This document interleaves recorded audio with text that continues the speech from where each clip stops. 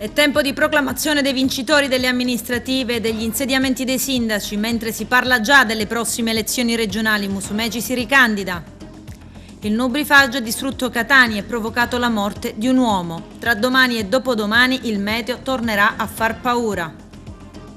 L'assessore regionale alla salute spinge l'acceleratore sulla terza dose dei vaccini, intanto la regione è al secondo posto in Italia per contagi giornalieri.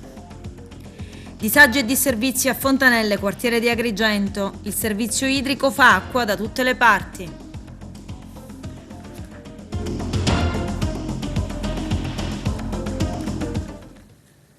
Bentrovati gentili telespettatori al nostro appuntamento con l'informazione. Dopo il rush finale del ballottaggio, la conclusione della tornata elettorale delle amministrative è sancita ufficialmente dalla proclamazione della vittoria e dagli insediamenti con il passaggio di consegna della fascia tricolore tra il sindaco uscente e quello eletto. Partiamo con Porto Empedocle. Ida Carmina lascia il posto a Calogero Martello. Il nostro direttore Arturo Cantella. Siamo con Calogero Martello, neosindaco di Porto Empedocle, alla Scuola Vivaldi al Seggio 1, dove è stato poco fa proclamato ufficialmente sindaco di Porto Empedocle dal magistrato competente. Sindaco, allora, come intenderà affrontare questa nuova sindacatura? Insomma, un momento sicuramente bello da un lato, ma anche impegnativo. Sì, è chiaro che l'impegno per questa città deve essere totale e al 100%. Questa città, come abbiamo detto in campagna elettorale, ha bisogno di un impegno costante. Con la squadra ci metteremo immediatamente al lavoro perché è necessario cominciare a verificare qual è lo stato dell'arte. Alle 12 effettueremo il passaggio di consegne con il sindaco uscente e successivamente vedremo di riunire i dirigenti in modo tale da capire qual è la situazione dell'ente. È necessario lavorare per questa città, ne ha bisogno, ma riteniamo che la voglia, la capacità e l'impegno ci porteranno fuori dal guado. Quindi faccio un in bocca al lupo a me stesso e alla città di Porto Empedocle. Sindaco, una campagna elettorale sicuramente in sordina, la sua, che però ha dato dei frutti un po' insperati. Ma noi ci abbiamo sempre creduto, perché in politica 1 più 1 non fa 2. E poi è necessario cercare di tenere sempre bassi i toni e operare non cercando di provocare gli altri. La gente ormai è matura, la gente sa come scegliere il proprio candidato e al ballottaggio su 2 candidati ha scelto. La città ha scelto in modo chiaro e netto e quindi abbiamo adesso la legittimazione a governare. Il dato politico è che lei non ha fatto nessun apparentamento nonostante il candidato suo ne abbia fatto con gli altri. E questo sicuramente ha rafforzato forse l'immagine, diciamo, sua all'esterno. Ecco, come mai questa scelta di non apparentarsi e andare da soli? L'avevamo detto, l'ho detto già fin dall'inizio, l'apparentamento per noi non era una questione di vita o di morte, perché se 5 candidati al sindaco hanno scelto di presentarsi alle elezioni vuol dire che c'erano 5 idee diverse di sviluppo di questa città e il pensare che la vittoria a tutti i costi per una poltrona per noi non faceva parte del nostro progetto, quindi abbiamo deciso di correre da soli e poi la città ci ha premiati. Ecco, solitamente si fa la classica domanda: quale sarà il suo primo atto, diciamo, da sindaco e quali le priorità in questi primi 100 giorni? Gliela faccio anch'io. La priorità è quella di verificare innanzitutto lo stato della macchina amministrativa, perché dalle notizie che abbiamo tutti il personale è ridotto al minimo e quindi è necessario capire come muoverci in questo senso. Vedremo nei prossimi giorni com'è lo stato dell'arte. Da qui a Natale, nei primi 100 giorni, è necessario ridare a questa città quello che è mancato negli ultimi anni, quel senso di comunità, fare in modo che anche quelle feste che sono quelle feste comandate ritornino ad essere un momento di gioia e non di passione, quindi lavoreremo per questo e cercheremo di mettercela tutta. Un pensiero anche all'impegno del partito di Forza Italia che, insomma, ad Agrigento, a Porto Empedocle ha vissuto anche momenti importanti in queste elezioni. Ma tutti abbiamo lavorato per vincere queste elezioni, dal nostro alleato Forza Italia come alle liste civiche, tutti ci hanno messo il cuore e l'anima dal primo all'ultimo, nessuno si è tirato indietro perché non era un problema di arrivare primi o secondi nelle liste, ma quella di contribuire ad un progetto, al progetto di questa città che abbiamo voluto e portato avanti con grande dignità. Sindaco, tra le priorità c'è quella del porto, insomma Porto Empedocle viene inserita anche nel piano del PNR, questo sicuramente l'agevolerà. Il porto rappresenta da sempre il primo punto di partenza di questo comune. Porto Empedocle nasce come borgo marinaro e si sviluppa attorno ad un porto. Dare la centralità al porto è necessario e indispensabile. È chiaro che è necessario cominciare anche a rimodulare i rapporti con l'ente porto, perché il comune di Porto Empedocle non può essere soltanto avvisato delle opere che si compiono quando le hanno già fatte altrove. Vogliamo partecipare pienamente allo sviluppo di questa città, di questo porto che rappresenta per noi il punto di partenza. Un'ultima richiesta, la sua giunta, lei ha nominato una giunta che porterà avanti, l'accompagnerà nel suo mandato. Quella giunta è una giunta che spero di confermare, però è chiaro che l'ho detto in precedenza e lo sanno anche gli amici che ci hanno accompagnato in questo viaggio, rimodiamo la giunta in funzione di quelle che sono le necessità di questa città, in modo tale da dare le migliori professionalità a questo Paese. Il primo atto che il Sindaco ha ritenuto di fare è la visita alla scuola Pirandello. Sindaco, un impegno anche verso un settore scolastico importante che lei continuerà anche durante il suo mandato. È chiaro che la scuola rappresenta insieme con l'amministrazione il punto di partenza dei ragazzi e quindi è necessario che le due istituzioni collaborino e se da una parte e dall'altra vi è sintonia ritengo che i problemi possono essere affrontati e risolti in modo molto più semplice. Dobbiamo dare la possibilità ai nostri ragazzi di passare quelle 4-5 euro in ambienti confortevoli in modo tale che possano capire qual è anche la differenza tra loro che possono permettersi comunque anche in un momento di difficoltà la possibilità di confrontarsi, di vedersi di stare e di socializzare e dobbiamo mettere nelle condizioni di farlo con amore e con passione. Quindi il primo incontro è stato con la dirigente della scuola Pirandello. Sicuramente insomma, una bella cosa questa, Presidente, lei da poco che è quest'anno qui alla Pirandello a Porto Empedocle. Mi pare che insomma stiamo iniziando veramente bene, anche perché è una visita veramente inaspettata, perché il sindaco è stato appena nominato e quindi già questo denota la volontà di apertura verso la scuola non può che accogliere con grande entusiasmo la disponibilità e siamo lieti quindi di ricevere questa graditissima visita. Giustamente l'istituzione scolastica non può fare a meno dell'amministrazione, ma l'amministrazione deve puntare sulla scuola se vuole veramente progettare a lungo termine la formazione di un cittadino attivo, consapevole e che può dare un contributo anche alle generazioni successive. Penso di aver fatto il mio dovere, al meglio sicuramente di quello che potevo.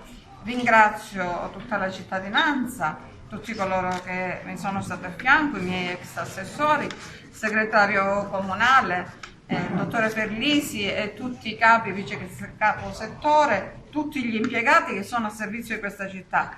Devo dire che spesso nei confronti degli impiegati degli enti pubblici e soprattutto del comune c'è un atteggiamento ostile da parte della comunità perché vengono equiparati a fannulloni eccetera. Purtroppo noi abbiamo scontato una grave deficienza di personale, nel senso che siamo passati in questi anni da 100 impiegati a tempo indeterminato a qualche decina. Quindi mentre le funzioni da svolgere, i compiti sono rimasti uguali, non è che si sono dimezzati, anzi forse sono aumentati con il Covid. Quindi tutti hanno dovuto fare un lavoro almeno il doppio, il triplo di quello che si faceva in precedenza e tutti sono stati disponibili per la città. Voglio anche a proposito ricordare la dottoressa Marcella Sciascia che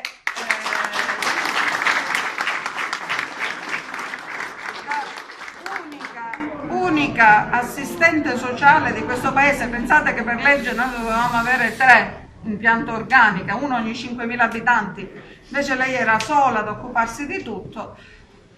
E insomma, proprio per servire alla gente, magari ha procrastinato degli accertamenti medici che avrebbero potuto salvarle la vita. Quindi davvero il senso del dovere e questa pacificazione nei confronti della struttura comunale, degli impiegati che sono a servizio vostro. Ora che saranno guidati sicuramente con altrettanta capacità da parte del dottore Martello, sono a servizio della città, ci vuole da parte di tutti. Certamente, come in ogni famiglia, magari c'è qualche pecora nera, qualcuno fa prendere qualche dispiacere, però devo dire che il mio ringraziamento va a loro e ai sacrifici che hanno fatto. Ringrazio il Consiglio Comunale. Qua alcuni sono stati rieletti, altri non si sono ricandidati o non sono stati eletti, perché in questo periodo, nonostante io avessi una netta minoranza in Consiglio, come sapete 2 su 16, hanno comunque tenuto un atteggiamento pronto ai bisogni della città. Infatti per lo più le decisioni pesanti per questa città sono state assunte tutte all'unanimità. Quando abbiamo deciso il dissesto, perché nessuno vuole dichiarare una cosa pesante, però sono stati responsabili e devo dire mai sono venuti meno, al di là di quello che è il dibattito politico, al di là di quelli che sono i contrasti di idee che ci stanno in ogni democrazia, mai sono venuti meno a quello che era il senso di responsabilità nei confronti della città, quindi va il mio ringraziamento a loro, alla Presidenza. Io innanzitutto ringrazio il sindaco Ida Carmina per le belle parole che ha speso nei confronti di questa città e nei confronti di questo comune e nei confronti anche di questa squadra che ha vinto le elezioni, perché dobbiamo essere anche intellettualmente onesti. Nel momento in cui il sindaco che oggi lascia questo comune, in quel periodo era un periodo storico particolare, un periodo storico dove questa città ha attraversato un mare in tempesta. E nonostante le grandi difficoltà, questo sindaco, la sua squadra, il consiglio comunale, i dipendenti di questo comune, anche se ridotti al minimo, hanno cercato di portarla in salvo.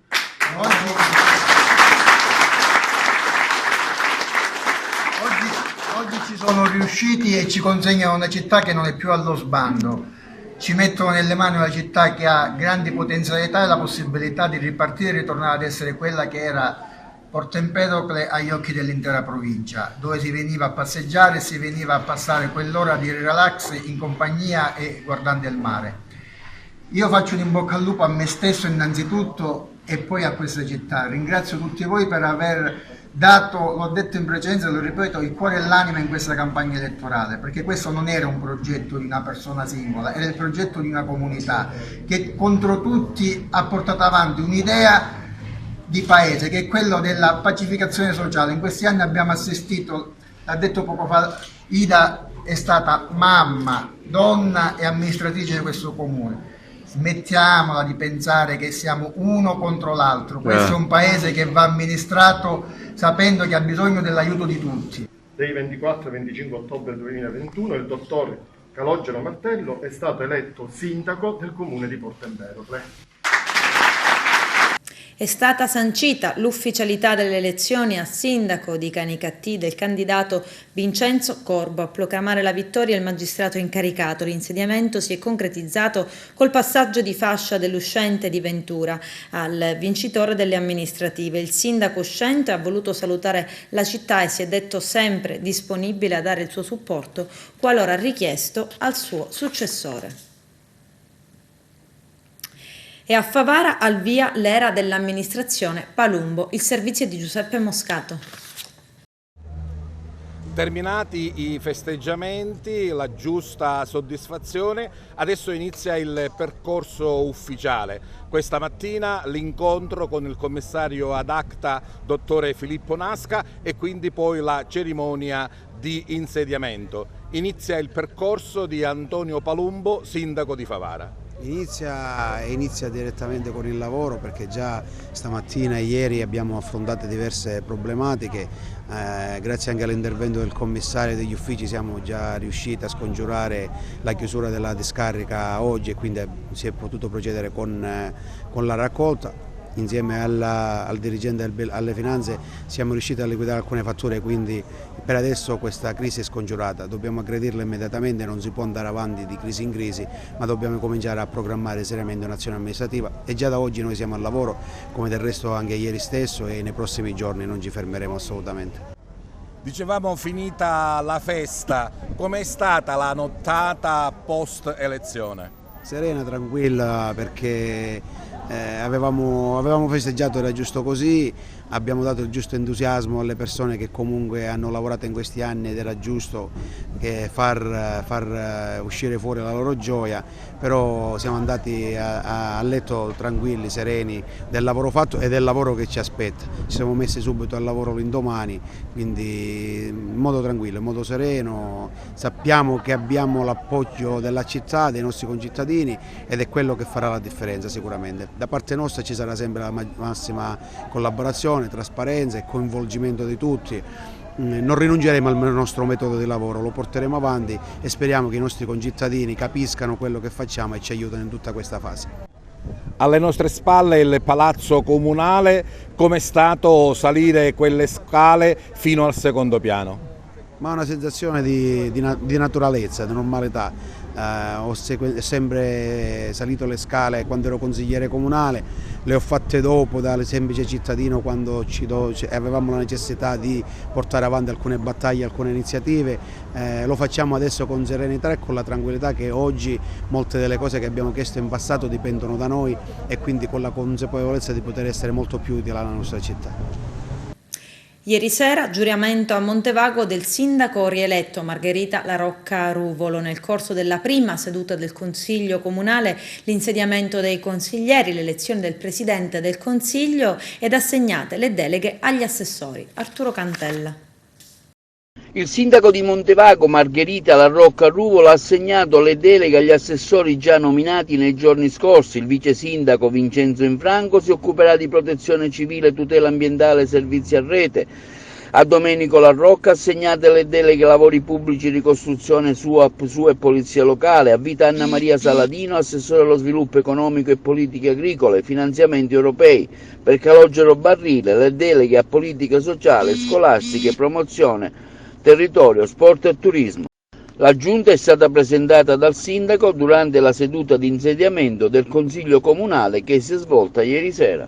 Voglio in questa sede comunicare la nuova giunta e presentare al Consiglio Comunale e all'Assemblea tutta gli assessori di questa nuova amministrazione. A questo aggiungo gli auguri di buon lavoro al nuovo Consiglio Comunale appena insediatosi, al nuovo Presidente e al Vicepresidente. Un buon lavoro a tutti, mi auguro nello spirito di una collaborazione e di un'attività proficua per il bene del Comune e per il bene del Paese. Grazie a tutti e buon lavoro.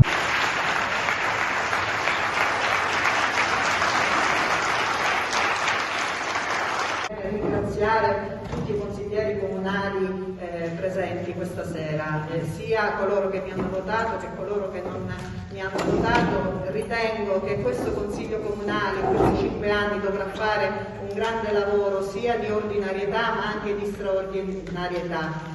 I lavori verranno condotti sempre e auspichiamo che sia così, con spirito di lealtà nell'interesse esclusivo del nostro Comune. Credo che grandi cose potremo fare in questi 5 anni e il ruolo che questo Consiglio Comunale di indirizzo e di controllo, il ruolo che dovrà avere sarà anche di impulso nei confronti dell'amministrazione comunale.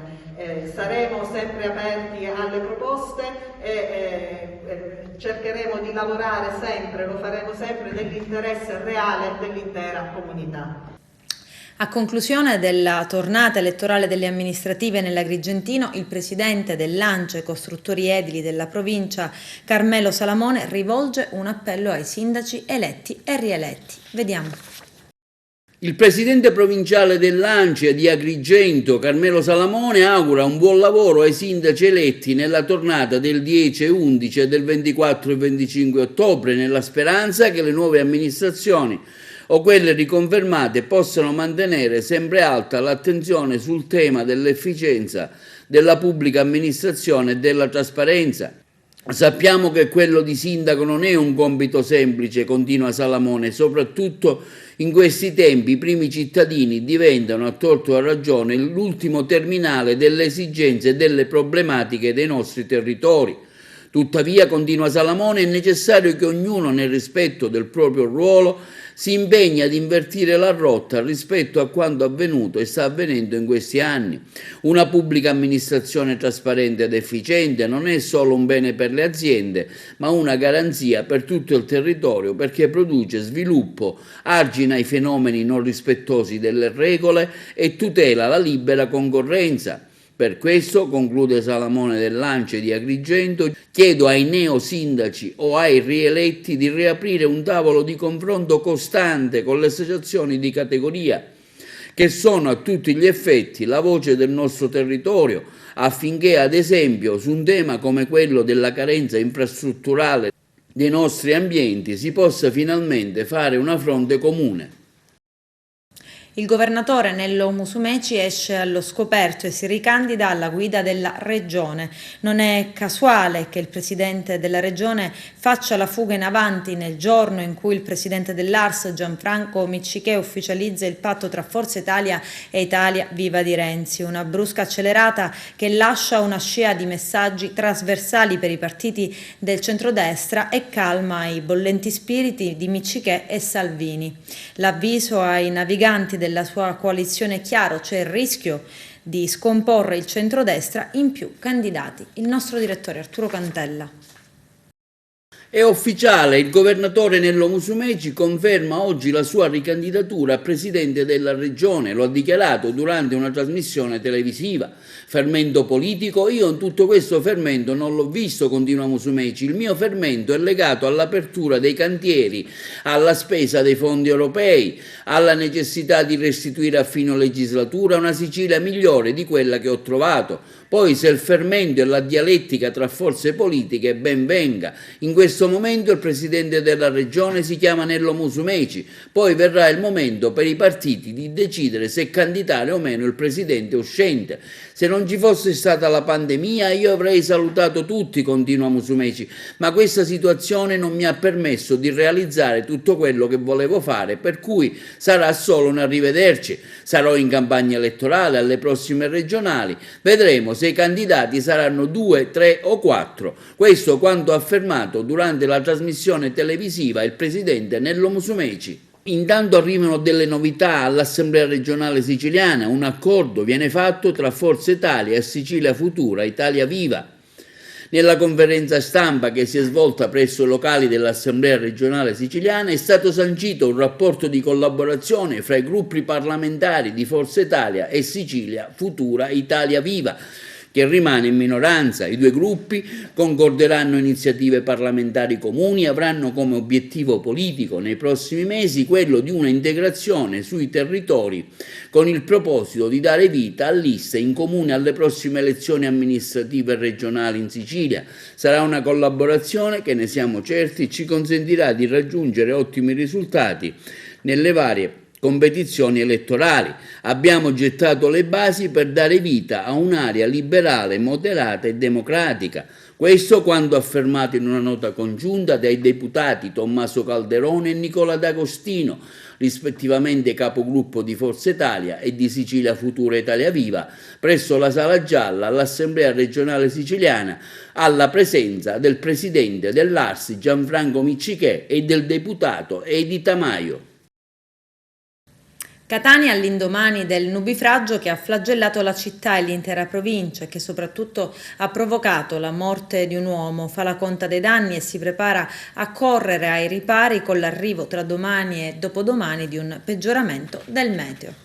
Non piove stamattina a Catania all'indomani del nubifragio che ha flagellato la città e l'intera provincia e che ha provocato la morte di un uomo, uscito dalla sua auto circondato dall'acqua e tirato fuori dai soccorritori senza vita da sotto la sua automobile.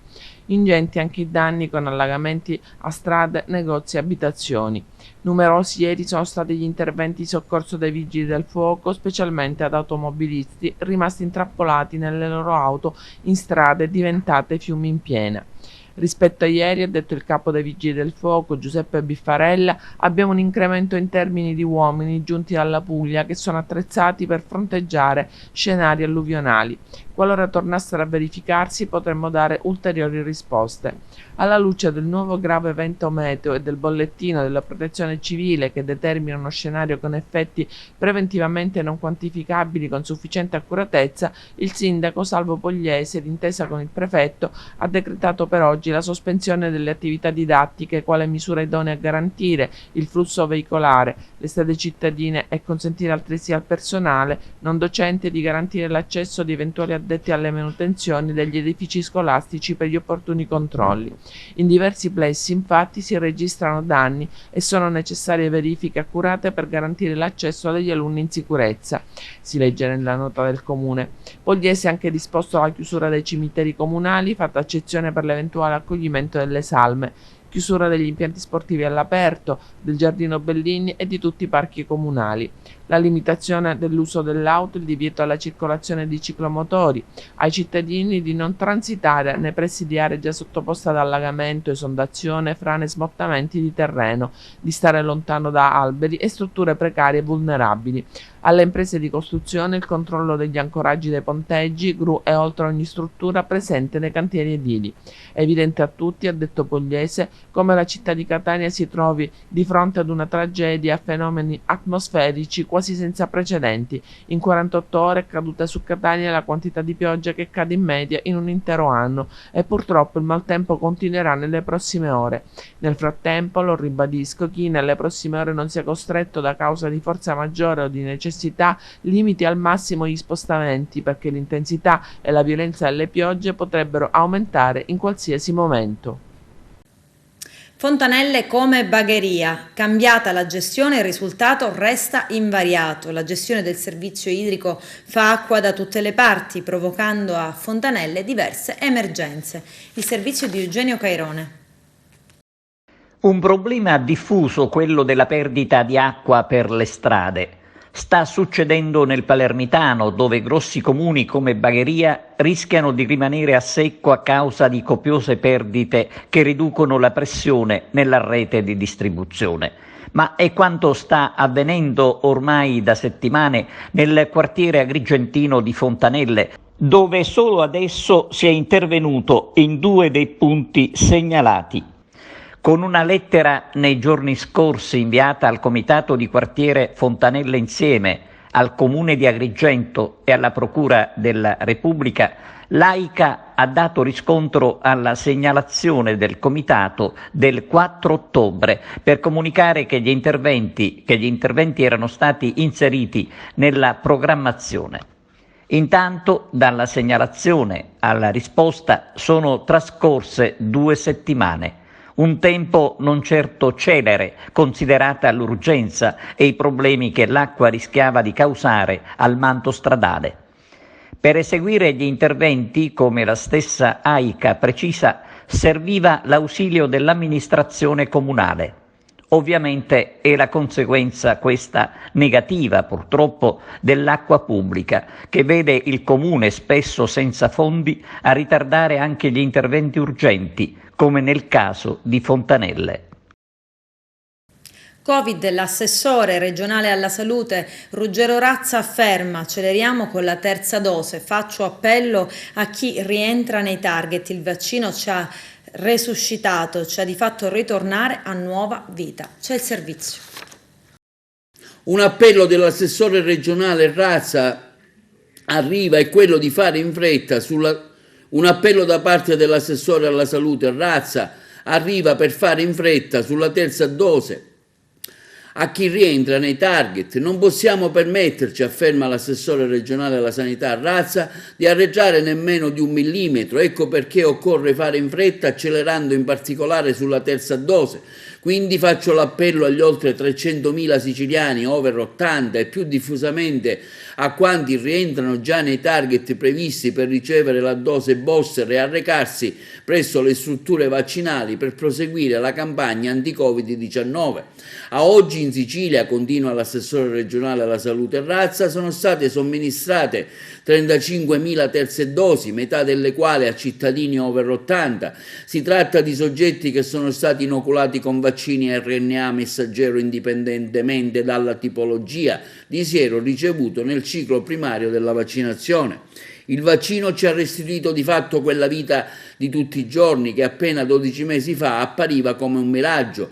È un risultato che non solo non va compromesso, ma incoraggiato attraverso i nuovi input della comunità scientifica, ha proseguito l'esponente del governo Musumeci, ricordando come la somministrazione del siero anti-Covid può essere effettuata anche in concomitanza con le vaccinazioni anti-influenzali. In Sicilia, dallo scorso 20 settembre, possono ricevere la terza dose che hanno completato da almeno 6 mesi il ciclo primario di vaccinazione, prima e seconda dose o dose unica Johnson & Johnson ed ex positivi al Covid, indipendentemente dalla tipologia di vaccino ricevuta. Inoltre sono ammessi alla dose addizionale tutti quei soggetti immunocompromessi, trapiantati o in attesa di trapianto, che hanno completato da almeno 28 giorni il proprio ciclo primario di vaccinazione, anch'essi indipendentemente dalla tipologia del vaccino ricevuta. I cittadini che possono accedere alla dose booster sono oggi personale ospiti dei presidi residenziali per anziani, cosiddette RSA o case di riposo, gli oltre 100.000 professionisti della sanità soggetti fragili e tutti i cittadini di età uguale o superiore agli anni 60. Per eventuali informazioni telefonare al numero verde 80.000 99 66 o recarsi presso i centri di vaccinazione attivi nella propria provincia o rivolgendosi al proprio medico di famiglia o alle farmacie aderenti alla campagna vaccinale presenti nel territorio della nostra regione.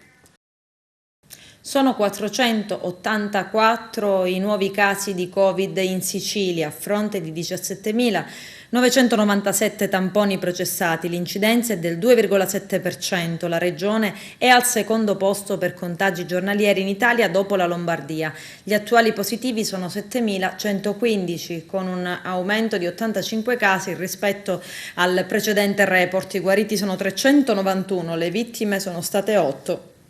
Per un totale dei decessi a 6.994. I ricoverati ordinari sono 322, 7 in meno, e quelli in terapia intensiva sono 38, 1 in meno. Nel frattempo è morto un medico Novax, si tratta di Domenico Giannola, 73 anni, di Cinisi in provincia di Palermo, che esercitava sciacca prima di chiudere lo studio medico. Era specializzato in dietologia. Il professionista contagiato dal Covid si curava con farmaci omeopatici e integratori. Poi, a seguito dell'aggravarsi delle sue condizioni, è stato trasportato dal 118 all'ospedale Cervello di Palermo e dopo circa un'ora è morto per un arresto cardiaco. Giannola professava la medicina alternativa, era cardiopatico, in isolamento domiciliare da diversi giorni e, seppur cosciente, è giunto in condizioni gravissime al pronto soccorso, dove ha riferito di essere volontariamente non vaccinato. Adesso c'è la pubblicità, a tra poco, vi aspetto. Arrestato dai carabinieri un giovane di Nicosia per violenza sessuale aggravata in danno di 2 donne, di cui una minorenne, entrambe affette da deficit cognitivo. C'è il servizio. Un giovane di Nicosia è finito ai domiciliari con la pesante accusa di 2 distinti episodi di violenza sessuale aggravata, commessa in danno di 2 ragazze, di cui una minorenne, entrambe affette da deficit cognitivo. La misura cautelare è stata eseguita questa mattina dai carabinieri di Mistretta. L'indagine scaturisce dalla segnalazione da parte di un dirigente di un istituto scolastico che aveva rappresentato ai carabinieri di avere sospetti che una sua alunna minore degli anni 18 ed affetta da deficit cognitivo fosse stata vittima di abusi sessuali. Avviate le indagini coordinate dal sostituto procuratore della Repubblica presso il Tribunale di Enna, dottoressa Daniela Rapisarda. I carabinieri del nucleo operativo e radiomobile della compagnia di Mistretta sono stati coadiuvati da esperte psicologhe. Secondo l'accusa, il giovane aveva attirato con l'inganno la minore sulla propria autovettura e, condotta in un luogo appartato, ne aveva abusato sessualmente. La vicenda assumeva contorni ancora più inquietanti quando i carabinieri, nel corso dell'ultima attività, accertavano che verosimilmente il giovane aveva abusato anche di una seconda ragazza, anch'essa affetta da deficit cognitivo. Secondo i successivi riscontri effettuati dai carabinieri, il giovane aveva violentato, attirandolo in un posto appartato, anche la seconda ragazza. Per timore, gli episodi di violenza sessuale non sono stati esternati dalle vittime alle rispettive famiglie. Alla luce delle risultanze investigative, che dovranno essere valutati nei successivi gradi di giudizio, il pubblico ministero titolare delle indagini, dottoressa Daniela Rapisarda, ha richiesto al GIP presso il Tribunale di Enna, dottore Giuseppe Noto, una misura cautelare a carico del giovane. Il giudice, dopo aver accolto la richiesta del pubblico ministero, ha disposto la misura della custodia cautelare degli arresti domiciliari a carico dell'indagato, per fermare la tendenza dell'indagato ad adescare i vittime vulnerabili allo scopo di soddisfare le proprie pulsioni sessuali. La misura all'alba di oggi è stata eseguita dai carabinieri della compagnia di Mistretta. Ultimate le formalità di rito, l'arrestato è stato tradotto presso la propria abitazione in regime di arresti domiciliari a disposizione dell'autorità giudiziaria. L'assoluta sinergia tra l'istituto scolastico, carabinieri, procura della Repubblica e ufficio GIP del Tribunale ha permesso di ricostruire le drammatiche violenze sessuali subite da due vittime particolarmente vulnerabili, che proprio per via della loro vulnerabilità avevano tenuto nascosto gli eventi alle rispettive famiglie. Ha scelto e sarà giudicato in abbreviato Alessandro D'Angelo, 30 anni di Ravanusa, imputato di duplice omicidio stradale e lesioni personali colpose. All'alba del 2 febbraio del 2020 un incidente stradale a Ravanusa in provincia di Agrigento ha provocato la morte di Lorenzo Miceli, 28 anni, ex consigliere comunale del Movimento 5 Stelle di Ravanusa. E il 9 maggio successivo, a causa delle ferite subite, è morta anche una ragazza a bordo della stessa automobile, Federica Leo, 28 anni, di Canicattì. Alessandro D'Angelo, alla guida dell'Alfa Romeo, secondo la procura avrebbe assunto cocaina e alcol prima di guidare. I difensori dell'imputato, gli avvocati Salvatore Manganello e Antonino Gazziano, hanno depositato una consulenza tecnica redatta dall'ingegnere Francesco Lanovara, che ha ricostruito la dinamica dell'incidente, concludendo che vi sarebbero state anche delle concause che avrebbero provocato l'incidente. Prossima udienza il 1 febbraio per la requisitoria del pubblico ministero. Trolley da viaggio carico di droga su un pullman di linea, l'operazione della Guardia di Finanza di Messina. Vediamo. Ben 10 kg di hashish sono stati individuati e sequestrati dalla Guardia di Finanza di Messina. Le Fiamme Gialle hanno anche arrestato un corriere. L'uomo, rientrato in Sicilia a bordo di un pullman di linea proveniente dal nord Italia e diretto a Catania, trasportava la sostanza stupefacente custodita all'interno di un trolley da viaggio. L'operazione è stata conclusa dalle Fiamme Gialle del gruppo di Messina, che con l'ausilio dell'unità cinofile hanno effettuato un'intensa attività di controllo a tutte le vie di accesso della città, via terra, via mare. In particolare, grazie al fiuto dei cani antidroga, Sara e Dandy, in forza alle squadre cinofili del gruppo di Messina, altamente specializzate in tali situazioni, è stato segnalato un trolley sospetto in uso a un giovane tunisino, al cui interno è stato rinvenuta la sostanza stupefacente. I due pastori tedeschi, infatti, dopo una prima ricognizione esterna, mostravano evidenti segni circa la presenza di un significativo carico di sostanza stupefacente. L'ispezione consentiva il rinvenimento dell'illecito carico, oltre 10 kg di hashish, la cui vendita al dettaglio avrebbe potuto fruttare guadagni per oltre 100.000 euro. La sostanza era sigillata in 10 involucri da 1 chilo circa, avvolti in numerosi strati di cellophane, confezionati sotto vuoto. Nel tentativo di sfuggire a un eventuale controllo dei cani antidroga, il corriere è stato tratto in arresto in flagranza di reato per traffico di sostanze stupefacenti e successivamente sottoposto a custodia cautelare in carcere in attesa di giudizio. L'attività effettuata dimostra ancora una volta la centralità della città di Messina quale porta d'ingresso dello stupefacente in Sicilia, nonché punto strategico per il transito e lo smercio di ingenti partite di stupefacenti, primaria fonte di finanziamento della locale criminalità organizzata. Per tali ragioni l'attenzione delle Fiamme Gialle peloritane è altissima rispetto a un fenomeno criminale di così grave impatto sociale e sintomatico, peraltro, dell'esistenza di agguerrite strutturate organizzazioni criminali in grado di gestire quantitativi così rilevanti di droga. Dopo un anno di pausa dovuto all'emergenza Covid, si riaccendono i riflettori sul premio Racalmare Sciascia, giunto quest'anno alla 31esima edizione. Sabato prossimo, 30 ottobre, la cerimonia di premiazione a Grotte. 3 i libri finalisti scelti dalla giuria. Il nostro direttore Arturo Cantella. Si svolgerà sabato 30 ottobre la 31esima edizione del premio letterario Racalmare Leonardo Sciascia, Città di Grotte, che si svolgerà presso il Tempio Valdese in piazza Umberto I alle ore 21. L'iniziativa, organizzata dall'assessorato alla cultura del Comune di Grotte, dall'amministrazione comunale e dalla Regione siciliana, con il patrocinio del Ministero della Cultura. La serata di premiazione vedrà come finalisti la scrittrice Stefania Auci con L'Inverno dei Leoni, la saga Leforio, quindi Andrea Apollonio con il libro I Pascoli di carta, Giosuè Calaciura con Io sono Gesù. Un premio speciale durante la manifestazione alla carriera è assegnato a Roberto Andò. L'evento sarà presentato dalla giornalista Elvira Terranova. Le letture saranno svolte da Vincenzo Perrotta, all'arpa Ginevra Gilli. Il presidente del premio è Salvatore Ferlita, supportato dalla giuria tecnica composta tra gli altri da Giovanni Taglialavoro, Mimo Butera, Curzia Vitello, Daniela Spalanga, Linda Criminisi, Giovanna Zaffuto, Dica Cutaia, Anna Maria Arpa, Giuseppe Ro, Francesco Pillitteri, Fiammetta Lombardo. La segreteria del premio è affidata a Mariangela Terrana. Tra gli eventi collaterali anche quello del prossimo 29 ottobre alle ore 21 presso l'atrio del Palazzo Comunale, reading concerto, letture, lettere musicate dai libri finalisti con Anna Maria Apa, Alessandra Criminisi, Alberto Santamaria Quartet. Ad Agrigento, venerdì prossimo 29 ottobre a Porto Empedocle all'Hotel De Pini alle ore 16 si svolgerà il primo convegno del SIM Carabinieri Agrigento, ovvero il Sindacato Italiano Militari Carabinieri, sul tema della mancata attivazione dei fondi di previdenza complementare, per il quale è in atto un ricorso al TAR del Lazio. Si tratta di fondi per compensare a favore del personale militare la riduzione del trattamento pensionistico conseguente dal passaggio del sistema retributivo a quello contributivo. Al dibattito interverranno docenti universitari, avvocati ed esperti del settore previdenziale.